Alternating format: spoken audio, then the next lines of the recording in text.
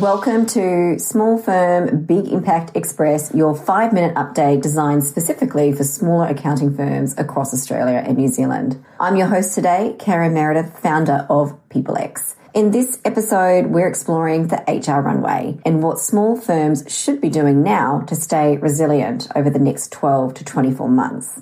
In just 5 minutes, we'll break down what's changed, why it matters, and what to do next. So let's get into it.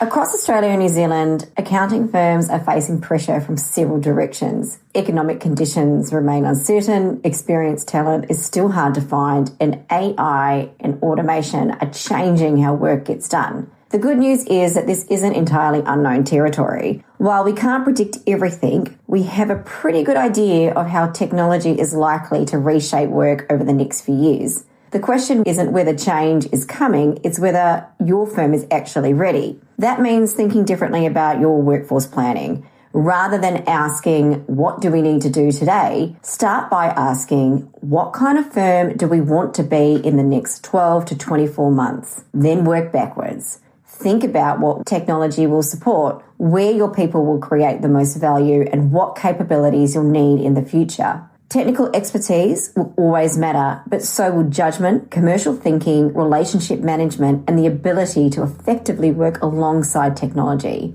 I call this your HR runway. Just like a plane needs enough runway to take off safely, your firm needs enough workforce capacity and capability to navigate what's coming next.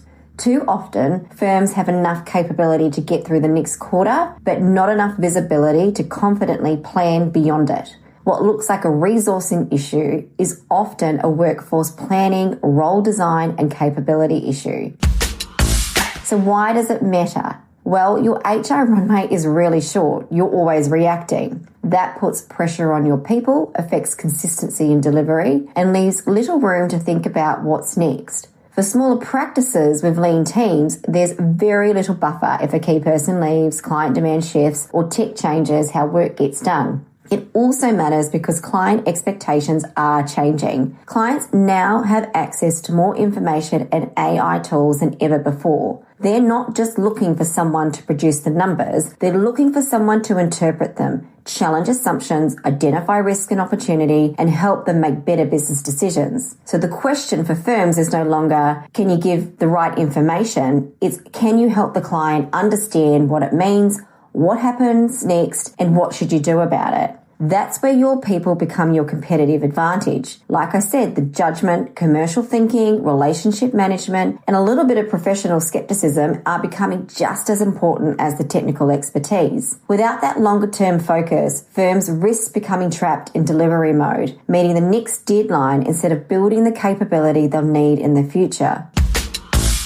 So what should you do next? First, take a step back and look at your workforce through a longer-term lens. Think about where your firm could be in the next 12 to 24 months and work backwards. You don't need a crystal ball or a complete overhaul overnight. We're big believers in taking this phased approach.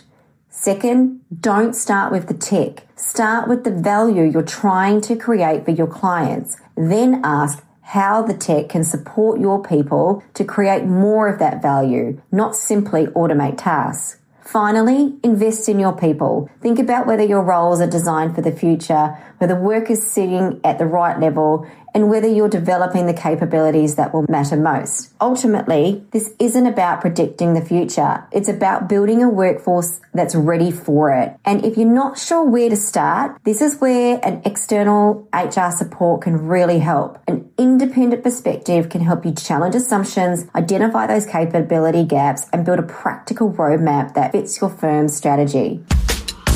So that's a wrap for this episode of Small Firm Big Impact Express. Taking the time to strengthen your HR runway now can give your firm greater flexibility, reduce risk, and help ensure your people are ready for what's next. If you found this episode helpful, please share it with a colleague and subscribe so you don't miss future episodes. You'll find practical resources and links related to today's topic on the podcast page. Until next time, I'm Meredith, and thanks for listening.